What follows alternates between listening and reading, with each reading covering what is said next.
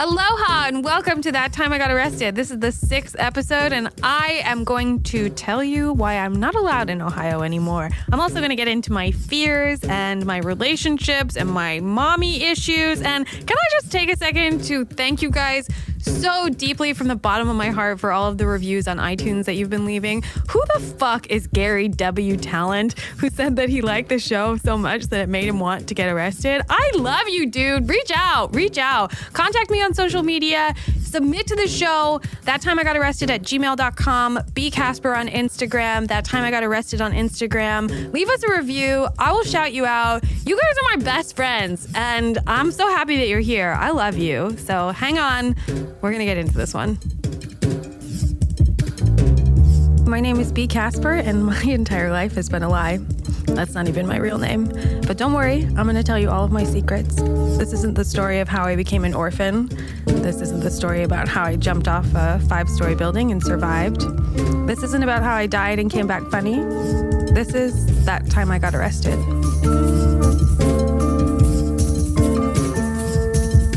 So, how does doing this podcast make me feel? Thank you for asking. How does it make me feel? It's awesome.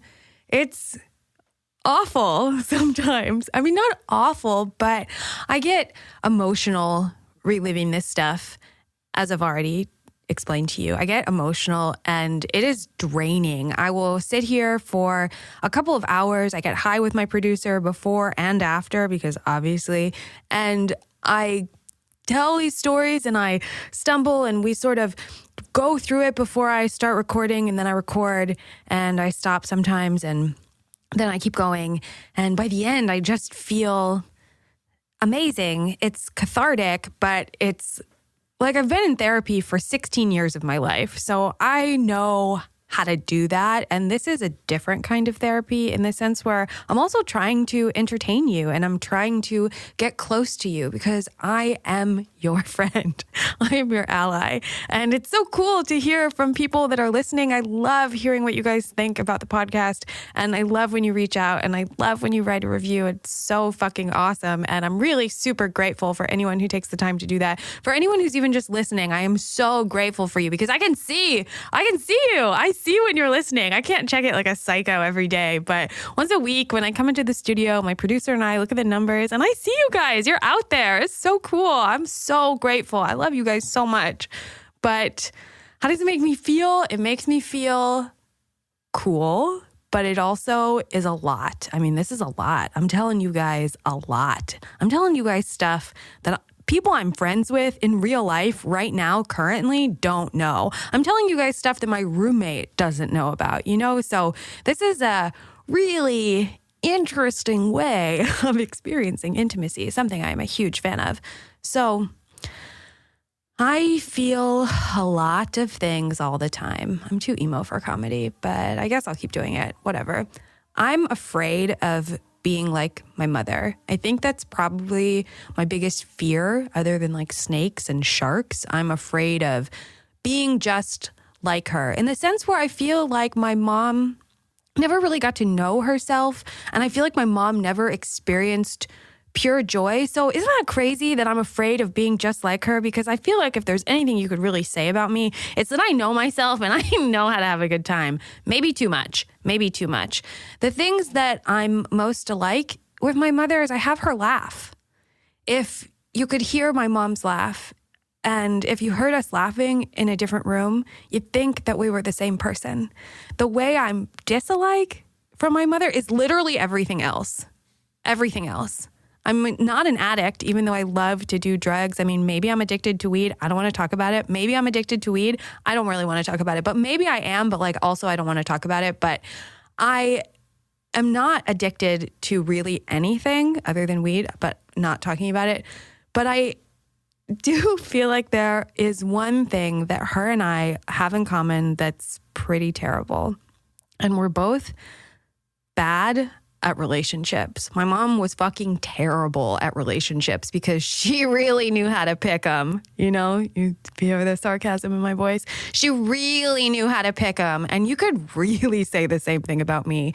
My longest relationship was with this guy that I dated for 6 years, and he was gorgeous. He looked like Brad Pitt's younger brother, and he was a mixture of Voldemort and Kevin Federline in the sense that he was so epically charming and handsome and fun to be around and smart and interesting and clever and evil. He was pure evil. He's pure evil. Now, this story isn't about my evil ex-boyfriend, but he was there, and he is a character in this play, so you guys have to get to know him. And I'm not going to tell you his name, but you fucking know his name if you know me.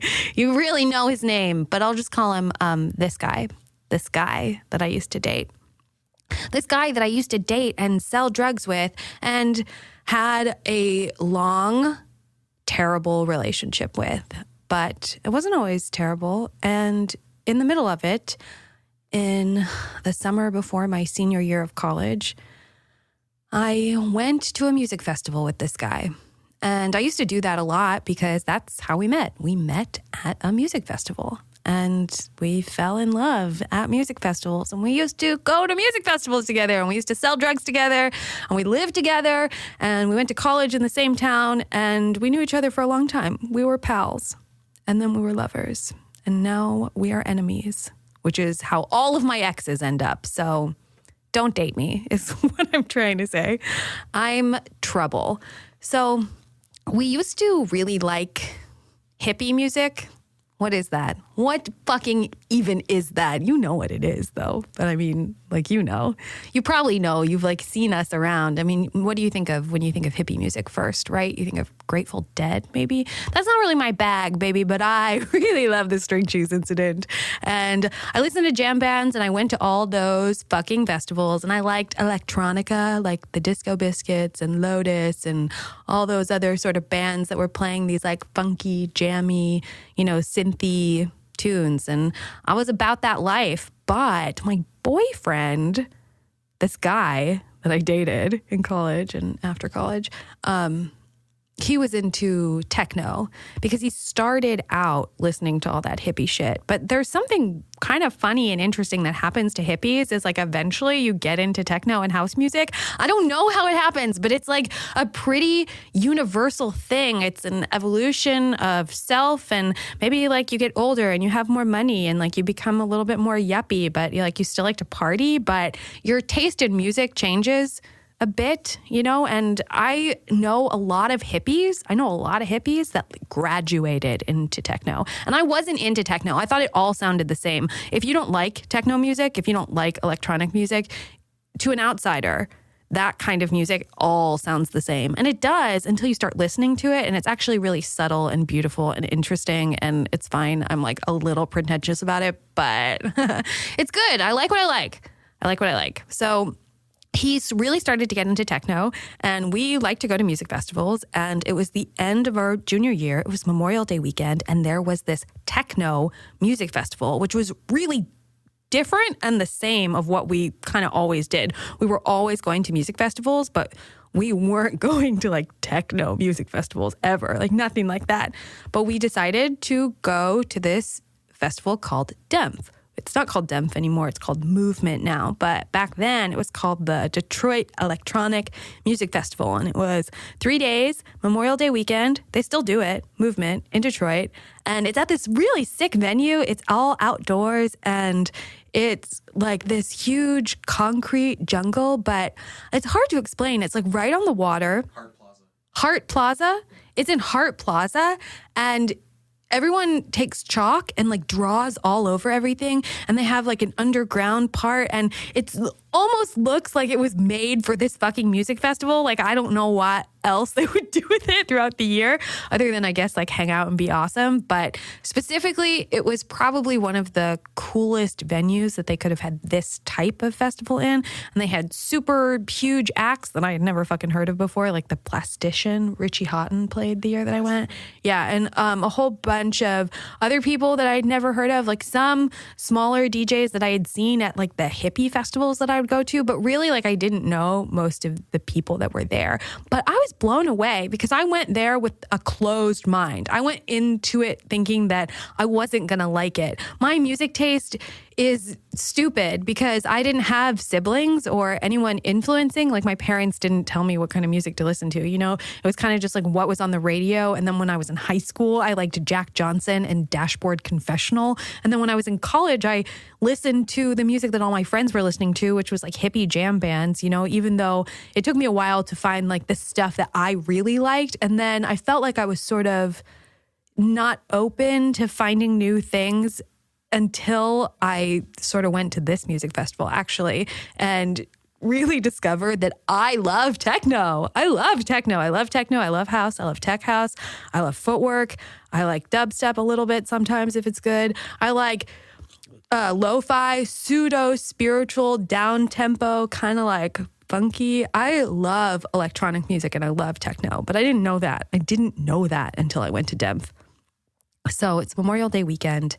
I'm at this crazy fucking music festival. I'm having the best time. I'm doing a lot of drugs. I'm with my boyfriend and my boyfriend's best friend and his girlfriend, who they eventually ended up getting married. And we had like a couples weekend while we were all 20 and doing a lot of blocaine, you know, and a lot of ketamine and a little bit of acid and quite a bit of Molly. We were just having a great time with a lot of different powders over the weekend. Do you picking up what I'm laying down? So I broke a mirror. I broke like a little handheld mirror that I had during this festival. Is this relevant? Are you superstitious? I'm not superstitious, but I am a little stitious. But do you watch The Office? Okay, don't fucking talk to me if you don't. So we stayed Memorial Day weekend at this music festival, had the best time, fried our brains a lot. We were drug dealers. We were in a secret society, okay? The three of us, and this girl wasn't, but she was like kind of in it because she was with one of the guys that was in it. So essentially we were all in this secret society where we had decided to manufacture and distribute drugs. So we had a certain air about us because we had money, we had power, we had like respect within our own community. You know, we definitely had like a little bit of a head trip. And I think that when you're in that state of mind, you do stuff that doesn't really make sense because you just do whatever the fuck you want to do. And guess what? All of your instincts are not correct all of the time. So it's Memorial Day weekend. It's Monday. We had our hotel for another night, but we were thinking, you know what? We took so much acid today. There is no way that we're going to be able to fall asleep tonight. By the time that we fall asleep and have to get up and check out of the hotel, we're going to be so tired. And when we start this 14-hour drive back from Detroit, Michigan to Asheville, North Carolina, we're going to be wrecked. So what do we do instead? At the end of like the last act that we saw Monday, we decided that we would just do a bunch more of the drugs that we had and drive that night. And we were like, all right, we'll save $120 on this hotel. We'll start our drive now. We'll get a hotel when we like eventually start to come down from all these drugs halfway into our trip, and then we'll sleep, and then we'll be like that much closer. P.S. We had summer school starting very soon. I think we both had summer school starting on Wednesday. So we were like really being adults in the sense that we're like, well, we need to get back for summer school and we need to like be in good shape. So we're going to start this drive now. And we were being like arrogant fuckwads, drug dealers saying, let's do all of this Molly tonight because we're already on acid. So we should just drive now. Does that sound like a good idea? Not today. But at the time it did. And I feel like because I broke this mirror, it had a chain effect in the universe that maybe fucked with our juju a little bit. So I mean, that's how I feel, okay? Don't judge me. That's rude. So we start breaking out lines on this like little book that we had. We kept like a little scrapbook of all of our travels. And we like bust out all this Molly and we break down these lines and we start blowing them in the car. And this guy asked me if he should drive or if I should drive first. And I say, I am like rolling so hard. I need to drive because I'm like itching out of my skin and I need to like move. And if I'm driving, I'm going to feel like I'm moving. So I'm like, I'll drive first. And he's like, okay, babe, whatever you say. Don't always defer to the woman. She doesn't always know. Don't get mad about that. I start doing 75 and a 65. We're in Ohio. We're in Bowling Green, Ohio. We like just crossed the border of whatever fucking town we were in into Bowling Green. And I'm doing 75 and a 65. We had been on the road for what felt like maybe 10 minutes, okay? And all of a sudden I see lights behind me and I'm like, fuck. Because remember that story you guys just heard about me in Miami? Guess what? That had just happened and like that shit was not cleared up. So I was like already in the frame of mind where I'm like, I can't get in any more trouble right now. You know, this is a time of my life when stuff really started to fall apart in the sense where I was on top for a little while. I thought I was handling my shit. I was being really reckless and making a lot of bad decisions. But because I had money and because I didn't have any parental supervision or anyone to answer to at all ever, it was kind of like, you know, the wild, wild west. You know, I was a cowgirl and I was living on the edge every day, which I guess is how I've always lived. But then it was like when I became that change between like adolescent to adult when really no one else is responsible for you now and you start to become a person like for the first time in your 20s. Like, do you remember what it was like to be 20? It was terrifying and weird. Well, imagine if you were a drug dealer and a psychopath. So I got pulled over and okay, I was wearing a t-shirt that said, I love you, but I've chosen techno, and leggings with marijuana leaves all over them. So it's not like I didn't look like I was up to no good.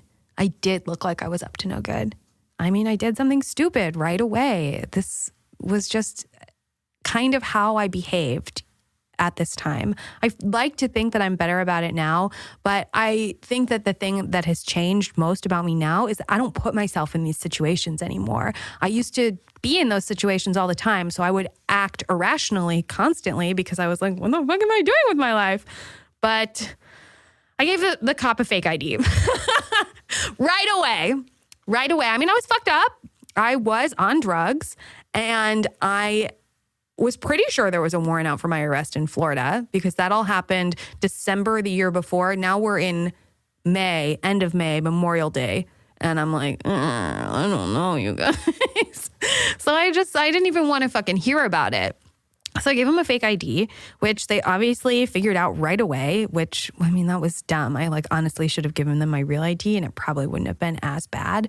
So cops are trained to sort of like suss out, you know, the people that they're dealing with, but their assumptions aren't always correct. Like they could tell that something was up with me and my boyfriend, but like they did not know what was really going on. They were making assumptions that were incorrect. And for some reason, they were like under the impression that him and I were running pills between Detroit and Asheville.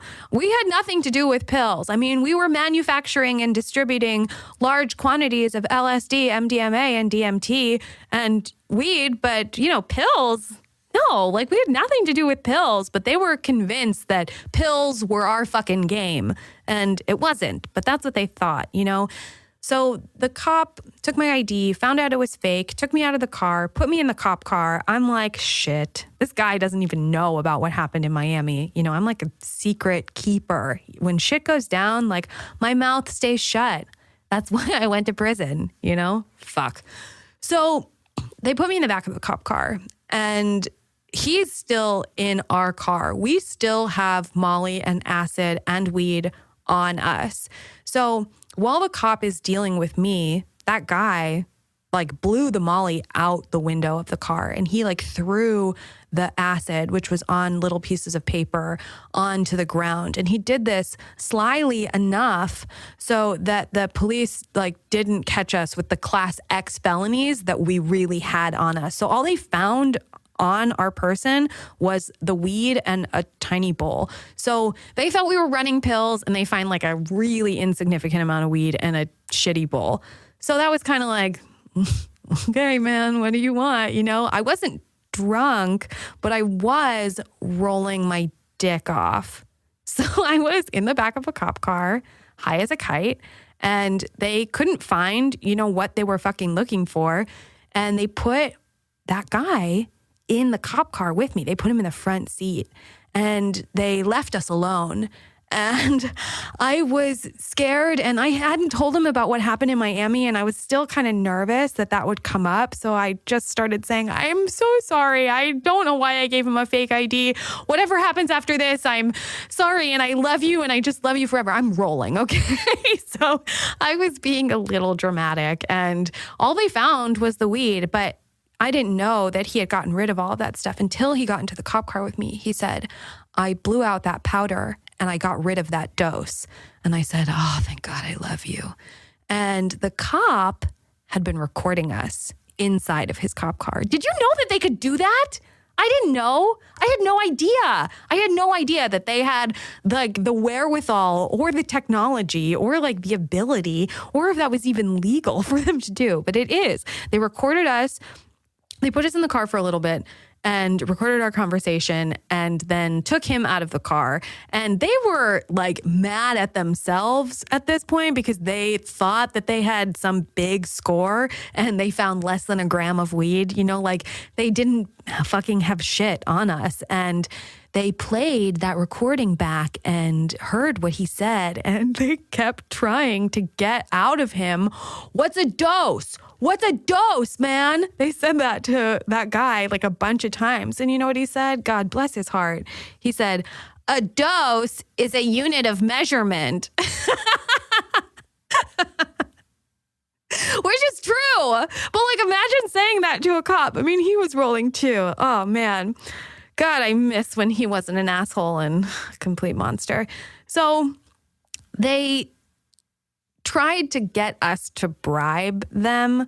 They were trying to see if we had like large amounts of cash on us that we were going to like, you know, cough up or something. And we were just acting like we were rich kids with parents, you know, which he was. And I mean, I wasn't. I mean, technically, maybe I'm like a second generation rich kid, but it's not like I could call my mom and dad. You know, I'd have to call grandma and grandpa, who are not as generous or forgiving as your actual parents. You know what I'm saying? So they were like, give us, you know, the cash that you have on us, and like we can make this go away right now. And he's like, okay, let me make a phone call. And they're like, what? They're like, yeah, I mean, I would have to like get some money out of a bank, but sure, how much money do you want to like make this go away? And the cop got into like a pissing contest with this guy and said something like, threw out some ridiculous number, like $100,000, which wouldn't even have been that insane for us to get, because like we knew people, we were drug dealers. Like we knew someone we could call with $100K that was like, let's make this go away right now. You know, like, don't get in trouble. That is bad for all of us, you know? And the cop was like, $100K? And he's like, sure. And he's like, really? And that guy said, you started it. Could you imagine saying that to a cop? You started it, man. Like you're a fucking toddler. So anyways, the cop arrested me for the weed and wrote me up for a disorderly conduct charge, like a real fucking hero. You know what I mean? Like, to serve and protect. You're doing such a great job keeping all of the bad guys off the mean streets of Bowling Green, you know? So I got arrested. I got taken to the police department and they started processing me. And it was like 7 a.m. now, the Tuesday after Memorial Day. So I actually lucked out because I went to court immediately. I went to court at like 9 a.m. I saw a judge and I didn't even actually go into the courtroom. I literally went into like a conference room with a phone and like a video screen, and I like picked up the phone and like talked to the judge on the phone in the room, and I could like see him on the television and he was like talking to me on a phone. I'm like, oh, isn't this cute? And I told him that I had summer school starting on Wednesday and that, you know, I was driving back from a music festival and all I had was a disorderly conduct charge and like a little bit of weed. And so he dropped the weed charge. He sentenced me to supervision. He charged me $750 in fines, which I never paid, and told me that if I didn't pay those fines, that there would be a bench warrant issued for my arrest. I never paid them. I am not allowed to go back to Ohio.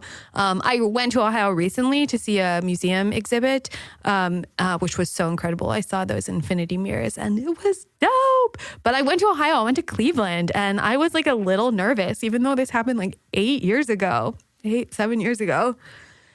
And I didn't get arrested when I was in Ohio. I was chill. But, you know, if they pulled me over, they might be like, oh, did you know that you owe us $750? And I would have been like, you can pry it out of my cold, dead hands. So this was interesting, though, because this was the first time that guy and I ever got to practice this like protocol that we had for one of us getting arrested. So I got arrested. He immediately went to like the jailhouse and put $200 on my commissary because we didn't know how long I was going to get stuck there for. And I needed to be able to buy, you know, a phone card so I could call people or be able to buy food or like soap and all that stuff. I'm going to do a whole episode on commissary in general and explain what that is to you. But that's basically people on the outside, a free citizen has to like put money on your books, which is deposit money into an account that you have as a prisoner in a jail so that you can buy things. So he like immediately went to the prison. He put $200 on my commissary. I got out of jail like 4 hours later. He went to a Mexican restaurant and like had a beer and then fell asleep outside. I'm like, a tough day. And then I got out maybe like noon that day. I finally got released and we drove back to Asheville and we stopped at like a truck stop and showered and had sex. And I told him about everything that happened in Miami and he was really mad at me. And that was, you know, the beginning of the end of our relationship, even though we would get back together several years later and it was a huge mistake, but you know, we live and learn. And I'm still bad at relationships, but I'm better at getting arrested. I mean, maybe I'll still get arrested soon. I don't know, you guys. I haven't done anything yet, but trust me, I think about it every minute of every day. And I don't know. You know what? Write a review. Let me know if you think that I should fuck someone up and possibly get arrested. Would that be good for the podcast? I want to hear from you. I know you're listening. I can see you. I can see you all out there. I mean, not like literally, don't freak out, but I know you're listening and I want to know if you think that it would be good for the podcast if I get arrested again. And that's the end of that story. That's why I'm not allowed in Ohio. You know what? You shouldn't go to Ohio either because fuck Ohio, honestly, although the museums that they have in Cleveland are kind of dope. So, you know, they have Monet's water lilies there. It was beautiful. I'd never seen that in real life and I'd always wanted to. And do you know that it kind of like moves? Like when you take acid and everything looks like it's breathing, Monet's water lilies look like they're breathing. Do you think he took acid? No, he didn't take acid. Do you think he took mushrooms though? I mean, I bet. Have you ever like really looked at Monet's work? I bet he took mushrooms. I love you guys. This has been fun. Bon voyage.